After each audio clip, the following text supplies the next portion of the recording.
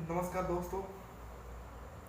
आज हम एक ई रुपीस वाले टॉपिक पे बात करने के लिए आए हैं कि ई रुपीस क्या होती है, जिसको हमारे 2 अक्टूबर 2021 में इसको लॉन्च किया गया है। ये हमारी सोसाइटी पे कितना असर डालेगा और इसका क्या साइड इफेक्ट होगा और क्या इसका एडवांटेज होगा और क्या इसका एडवांटेज होगा, ये सब हमें जानने की बेहद ज़रूरी है। क्योंकि जो भी नए नए स्कीम पास होते हैं उस स्कीम को एक आम पब्लिक तक, एक लास्ट कड़ी तक पहुंचना बेहद ज़रूरी होता है।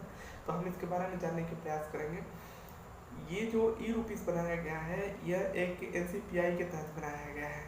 ठीक है, एनसीपीआई ये एक ऐसी बड़ी संस्था है, एनपीसीआई एक ऐसी बड़ी संस्था है जो कि रुपी और ई रुपी और जो यूपीआई कार्ड होता था, जो कि 2016 से चल रहा है, उस चीज़ को ये होता है अपने यहाँ निर्माण करते हैं। मतलब ये कहा जाए तो एक तरफ से एक आरबीआई की तरह, जैसे रिजर्व बैंक ऑफ इंडिया है, सारे बैंक में कन्वर्ट करता है, वैसे ये है। तो इसमें हमें जानने की बेहद ज़रूरी है कि ई रुपी कार्ड से हमें फ़ायदे क्या होंगे, घाटे क्या होंगे, ये बनाया क्यों गया है। तो देखिए, सबसे पहले एक क्यूआर कोड होता है। क्यूआर कोड का मतलब होता है क्विक रिस्पॉन्स। क्विक रिस्पॉन्स का मतलब होता है जल्दी रिस्पॉन्स करना। जब हम अभी भी कहीं अपने आम तौर पे मार्केटिंग करने जाते हैं तो ऑनलाइन पेमेंट करते हैं गूगल पे, फ़ोन पे के द्वारा, तो वहाँ पे क्यूआर कोड की तरह के तहत स्कैन कर कर और उससे हम पैसे को ट्रांजेक्शन कर देते हैं। वैसे ही ई रुपी से बहुत सारे बेनिफिट है। ये स्पेसिफिक इस पर्पज़ के लिए बनाया गया कि जिस काम के लिए किसी व्यक्ति को कुछ दिया जाएगा वो उस व्यक्ति के पास पहुंच पाए, न कि उसका कोई और करप्शन हो पाए।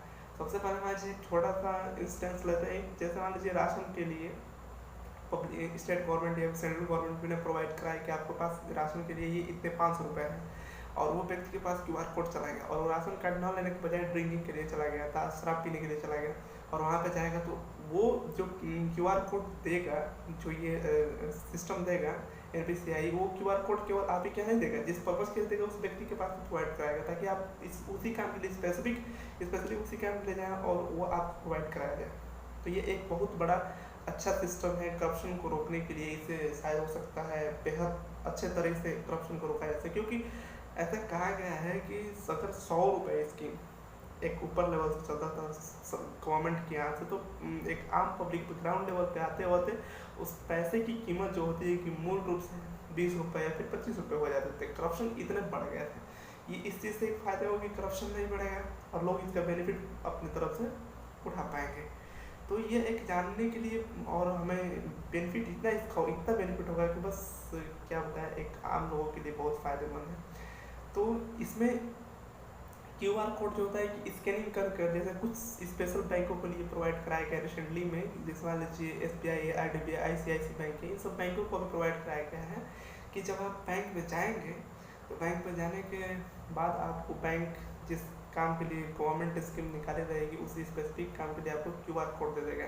हाँ, अगर किसी इंसान के पास एंड्रॉयड फ़ोन या फिर आईफोन नहीं है तो वो इंसान छोटे वाले फ़ोन में अपने कोड जाएगा, ओटीपी की तरह रहेगा, उस कोड को यूज कर और अपना पैसा करवा सकता है, अपना पैसा ले सकता है। तो ये एक बेहद अच्छा स्कीम है, इसको बनाया गया है। इसमें मान लीजिए इसमें स्पेसिफिक चीज़ें, बहुत सारी चीज़ें हैं, इसमें दूसरे लोग इसमें इंटरफेयर नहीं कर पाएंगे, आपका पैसा आप ही के यहाँ पे आएगा। तो इस स्कीम से हम बहुत खुश हैं, हमें सभी लोग खुश रहना चाहिए। और ये जो सिस्टम, जो ये इंफ्रास्ट्रक्चर को डेवलप किया है, उस चीज़ के लिए हमें भी थैंक यू देना चाहिए, धन्यवाद बोलना चाहिए कि इससे एक अंतिम समय तक उस सोसाइटी के एक लास्ट छोर तक व्यक्ति जो बैठा है उसके पास सिस्टम को प्रोवाइड कराया जाएगा, जो कि एक करप्शन के द्वारा नहीं हो पाता था।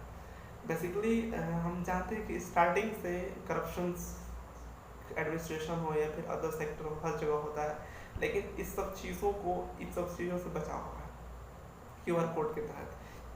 तो ये स्कीम बेहद बहुत अच्छा है और बहुत काम लायक है। तो इस चीज़ के बारे में हम चाहते हैं कि आप कुछ वीडियो बनाएं। धन्यवाद।